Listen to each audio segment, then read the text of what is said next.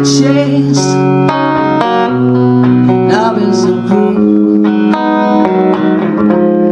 I've been such a fool.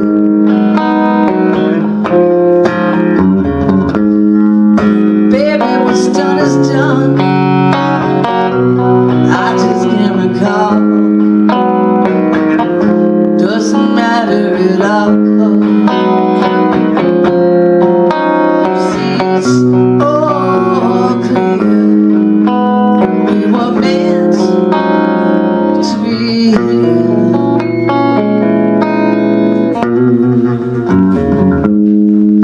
From the beginning.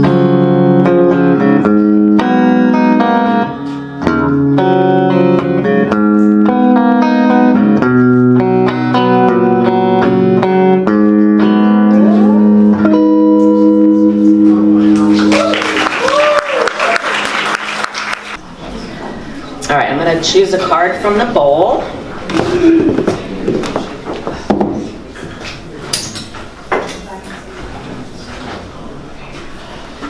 All right, see if there's a name on it. Allison Bourne. Anybody here? No? Okay. I will read it. Oh, wait. Oh, she's coming. Sorry.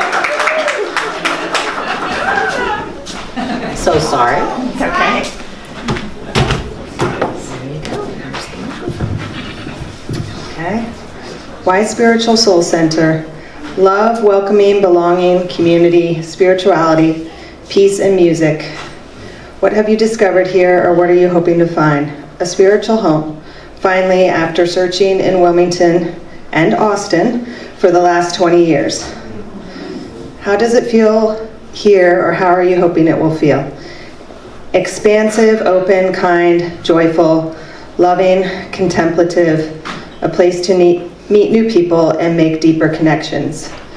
How will you enrich this space in our community? Showing up physically, emotionally, spiritually, volunteering, inviting others to check out Spiritual Soul Center, staying open and compassionate. Let's all take a breath. Feel free to close your eyes. I'm going to read part of a book I found. It's a children's book called Noticing. So I want to read the beginning to you. It's a beautiful day, isn't it? It seemed as if someone was talking to me. It's okay, I guess. Just okay, a woman sitting nearby responded. Why, we have the birds, the trees, the sky, the questions, the what ifs, and the why nots. I'd say this is indeed an exceptional day to be alive, don't you think? If you say so, I shrugged. Seemed like an ordinary day to me. Are you a painter, I asked. I like to think of myself as more of a noticer, really. I just try to make things from what I see. It's my way of appreciating and honoring them. As I looked at her canvas, I couldn't believe what I was seeing.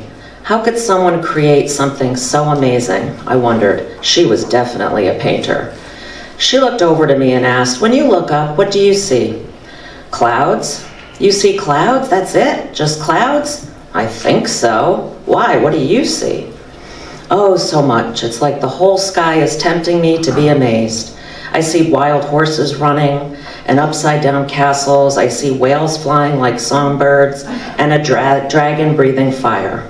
But it's not only that. I'm filled with butterflies of excitement. It feels like an adventure is unfolding and I don't want to miss any of it.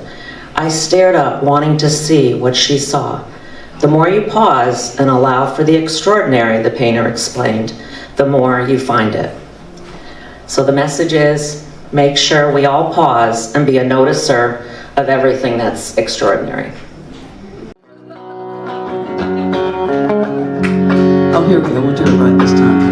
Listen to the top where the little birds sing all the melodies with the high notes ringing. Hoot owl hollers over everything and the jaybird disagrees. That's truth.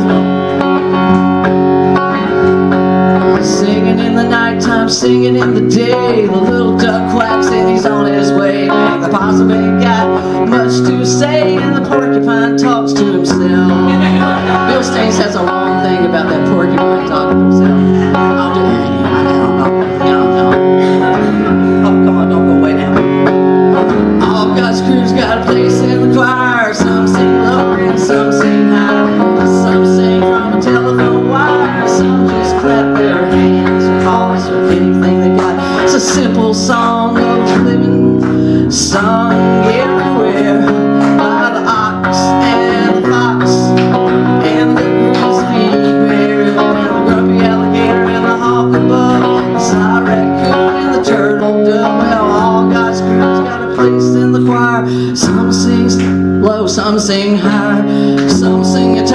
that telephone wire, and some just clap their hands, or paws, or platypus hands, whatever.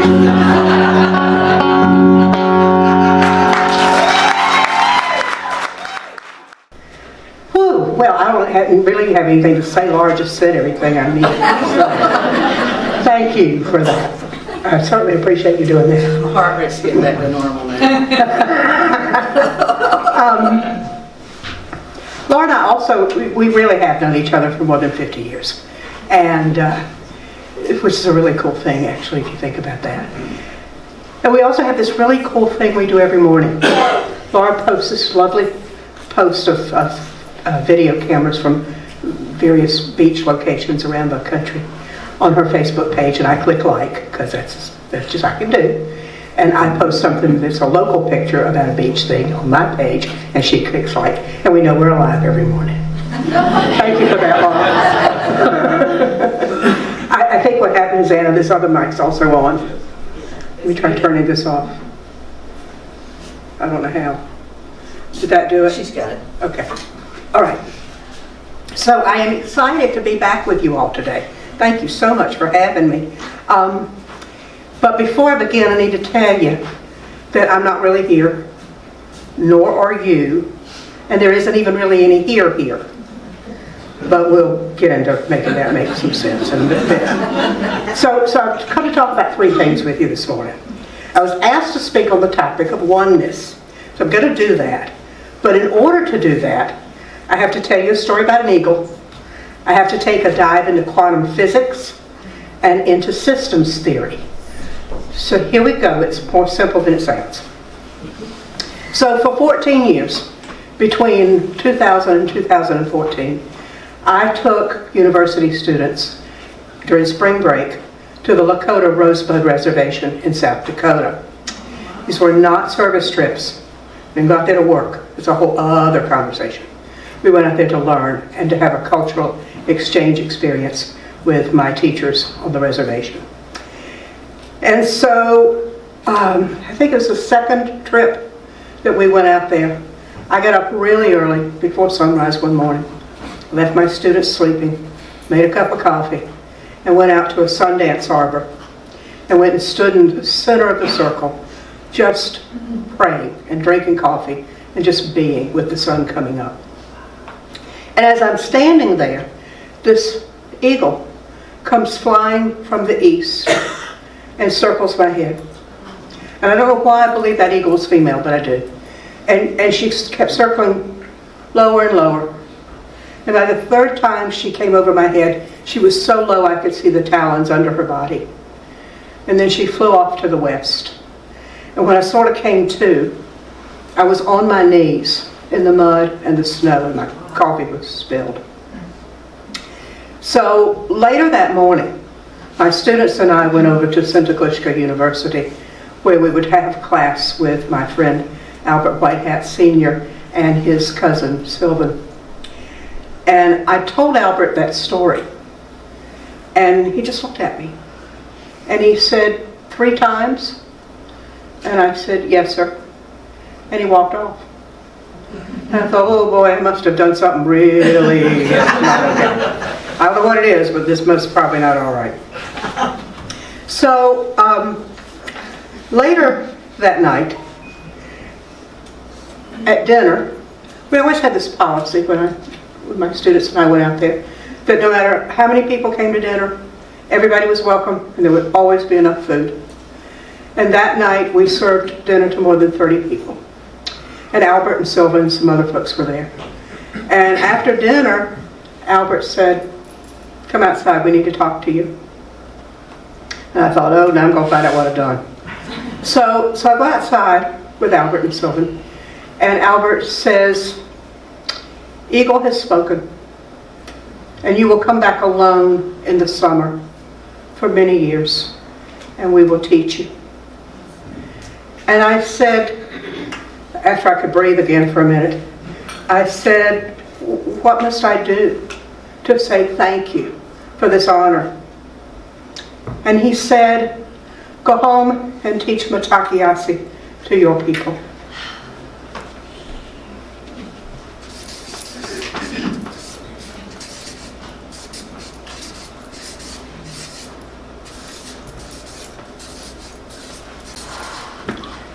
Now, you first of all, you have to realize that my Southern does not sound like Lakota in any way. So I can hear Lakota, but I don't speak it well. And so this is Matakiasi. It's kind of the way it's pronounced. It literally translates, we are all related, or all my relations. That's what it means. And yet, and we all believe it, right? We're all related. We believe we're all connected. We believe that, right? Everything?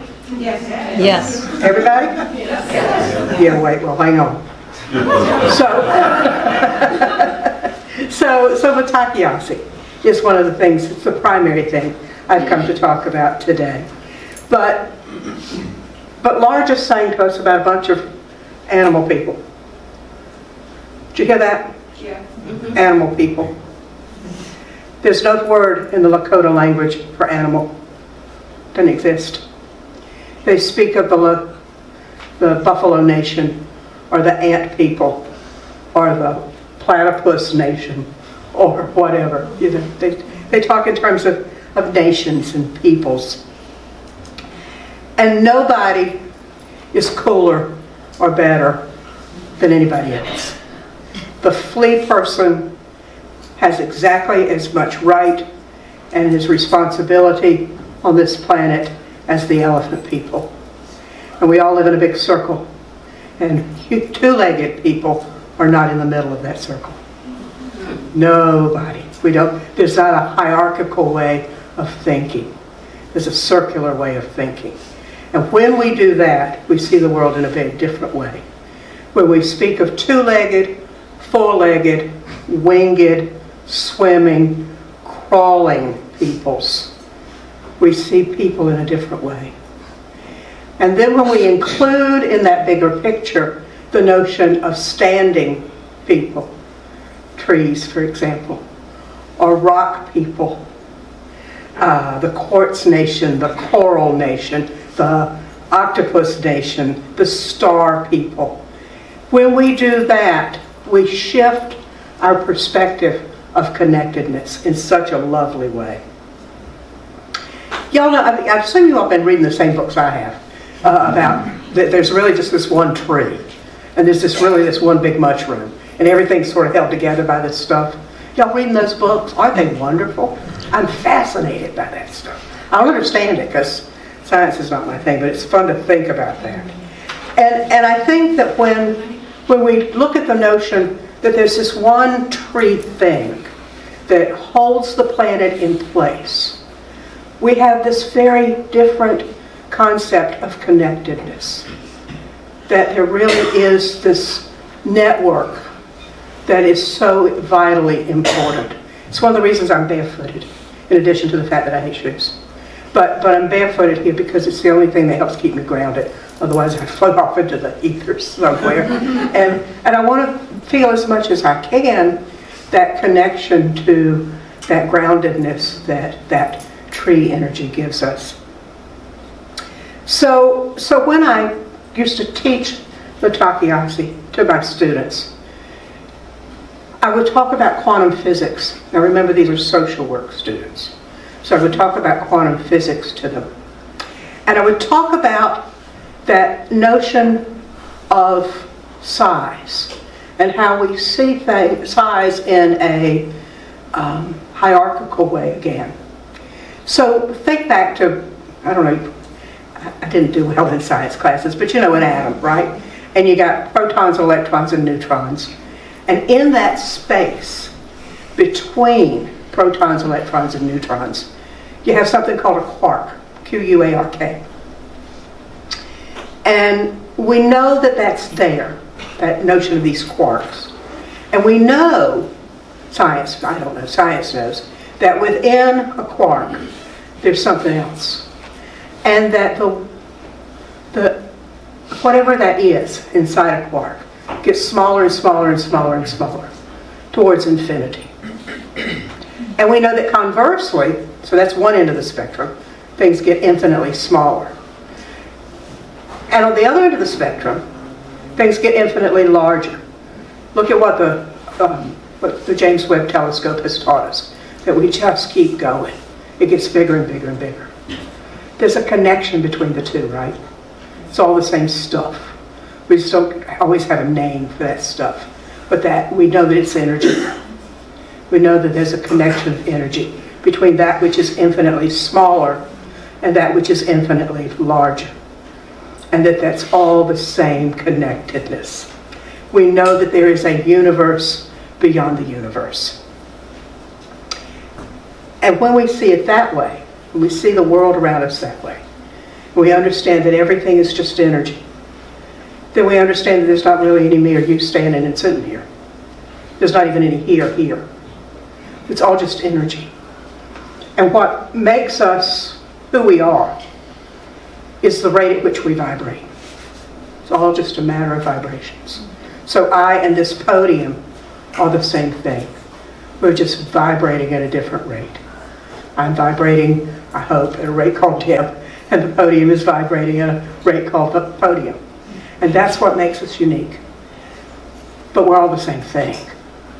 And so when we can look at the concept that everything is everything, that changes that concept of connection. At least it does for me. And so when we look at that idea of connection, we move from physics to the concept of systems theory, which is given to us from cybernetics. Here's the most common definition of a system that I know. What is a system? A system is a dynamic order of parts and processes standing in mutual interaction. That's what a system is. A dynamic order of parts and processes standing in mutual interaction. Dynamic meaning always moving, always fluid. Order meaning that it's in some kind of motion that is predictable. Parts, stuff you can touch. Processes, stuff you can't touch. Our bodies are probably the easiest example I can give you to think about what a system is. Our body is a system, and it is composed of subsystems: circulatory, respiratory, reproductive, all that stuff. So we have subsystems within us. And each of us, that isn't really here, is a part of bigger systems. Our family, our community, this congregation. It's all that connectedness in terms of thinking about how systems work with each other. And so when we think about the idea of connectedness and systems, what I've just described to you is a system working in perfect and divine order, in a homeostatic state. But in reality, we know that isn't always true. We know that systems are broken. They're in pain, in dire circumstances, war, hunger, homelessness. We see that with what we think of as individual systems, and we see that with larger systems as well. And so when a system goes out of balance, we call that moving into a state of entropy. We're moving in an entropic direction. And the more we move in entropic directions, the more we move into randomness and chaos. And what we know here is that we begin to lose connection. We begin to move deeper and deeper into a state of randomness where we forget about connection. We forget about our responsibility in connection. And that takes us back to Mitakiasi. Because Mitakiasi, we are all related, reminds us that part of being a part of a system, part of being a part of that continuum of energy, says we have a responsibility to the rest of the parts of that system. So it's easier, I think, for many of us, me, I can't speak for you, but for me, it's easier to conceptualize my connection to four-legged, winged, swimming, crawling people sometimes than it is two-legged people. I confess, that's true. Part of that's because I'm an extreme introvert. I'm a good actress, but I'm really an extreme introvert. And so I don't necessarily always want to be out connecting in some kind of way. But I do think that a reminder I need to often make to myself is that my connection to, I don't know, giraffe energy seems easy. I can have all sorts of empathy and feelings for giraffe people. But can I have that for everybody around me? By everybody, I mean two-legged, four-legged, swimming, crawling, standing people. Can I have that? I don't know. I think one of the things that we tend to do is we put two-legged people or situations or relationships in our lives in boxes that may not be forever true. We tend to leave people in those boxes. So the question I asked myself as I was preparing this talk with you all today is, how do I live Mitakuye? How do I really live it? I can intellectualize this concept till the cows come home. But can I really feel it and live it on a daily basis? Can I really find common ground? Can I really look at the world around me and say, yes, we have more in common than we have in our differences? And that's hard. It's hard for me. I can't speak for you, but for me it's hard. I put people in boxes. I put situations in boxes. And to say, we really do have a space in that continuum, on that quantum ladder, where there is connection. How do I do that on a daily basis? I don't know. You know, I grew up in a culture, in a household where humans had dominion over. That was the language that was used, dominion over. And when I can think of myself in a different way, when I can think of not having that kind of power, but instead having connection, it changes things. It changes what I think about the world around me. It changes who and what and who I eat. I can't even talk about Mitakuye when it comes to politics. It's probably not a good plan. You're with me. Yeah, see? Yeah, I hear it. Yeah, it's hard. So here are some ways that I'm going to work on this notion of connectedness. And I invite you to think about them for yourself. Paula put a post on Facebook the other day, and I sent her a message underneath it that said, have you been reading my notes? Because it said, and I think I've got this just about right, but it said something about there is no them or us, there is no other. And that's the next line in my notes here. There is no other. There is no them or us. There's just us, all beings, Mother Earth herself. And so I try to offer gratitude for that. The first thing I do in the mornings when I wake up, before I get out of bed, is I take a deep breath and say, oh, thank you, made it through the night. And then the last thing I do at night, before I go to sleep, is take a deep breath and say, thank you, I made it through the day. And by that, it's not just a gratitude about the fact that I'm here, but it's gratitude that there's, I can think, I can feel. I mean, all of those pieces of me are, for the most part, there. And remind me of my connection to so much around me. So I try not to use them in us language, but to say just thank you for everything. And I remind myself I can always do more. I could always do so much more. And I don't, but I could. So for me, in my beliefs, this coming Tuesday is New Year. Tuesday is my New Year's. It's Samhain. It's when the wheel spins again in the Celtic calendar. It is a day of both endings and beginnings. It's the third and final of the harvest celebrations.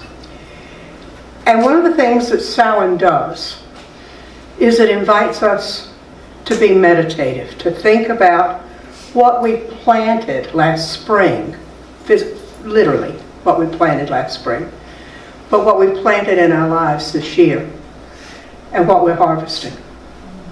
And then what are we going to do with that harvest? Well, I was sitting up here waiting for us to start this morning. I was looking out. Is this garden yours? Do y'all do this garden? Yes. It's lovely. And I was sitting here watching the crows and stuff going on back there and thinking, you know, that's a wonderful metaphor for the cycle of the year and for what we plant and what we harvest in our lives and how we connect so deeply with Mother Earth herself, literally hands in the dirt, and what we save for the winter and what we give away, what we share. And that's another way of just looking at that notion of connectedness.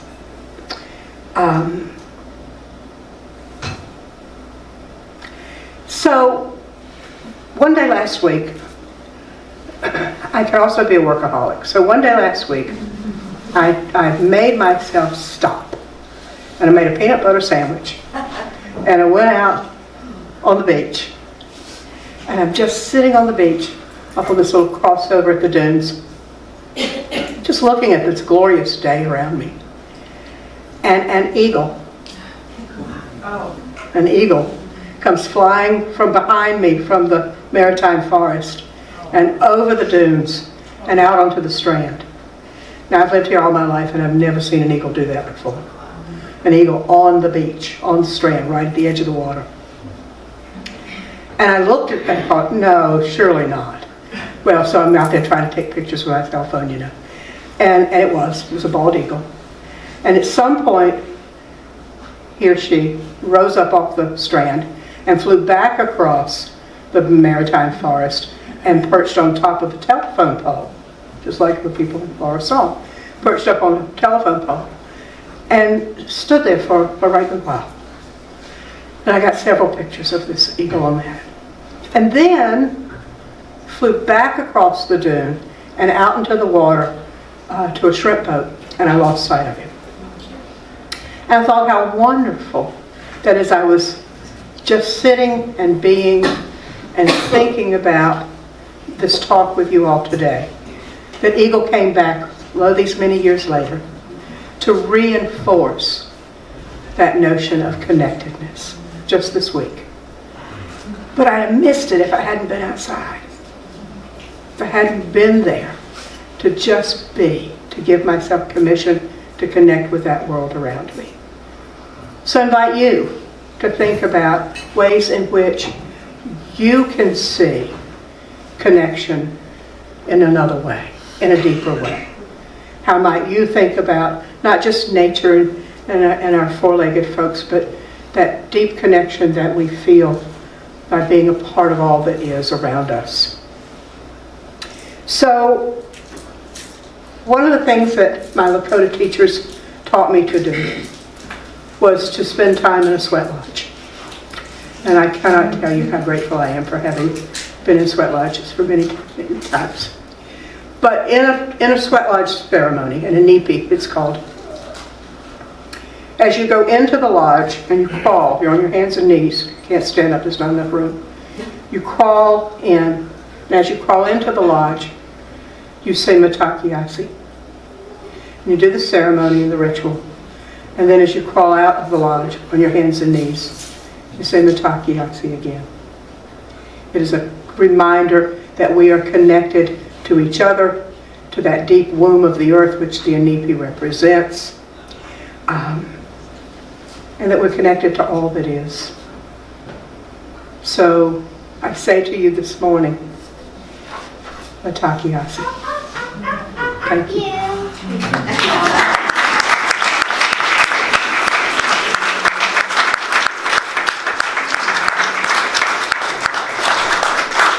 So I think that the next thing is some time for meditation.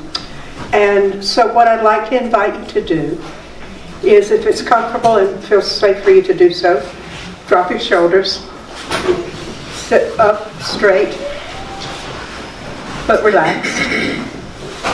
close your eyes. And let's just spend a few minutes thinking about some of the stuff we've been pondering as I've been talking. And we'll do that while Laura plays us some lovely music.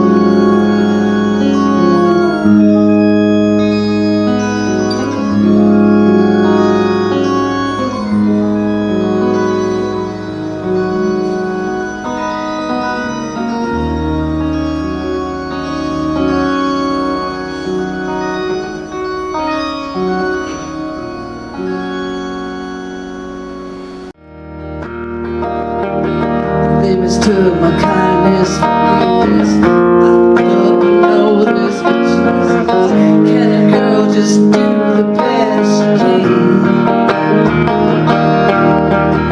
Catch a wave and take in the sweetness, everything, the darkness, the deepness, all the things that make me who I am.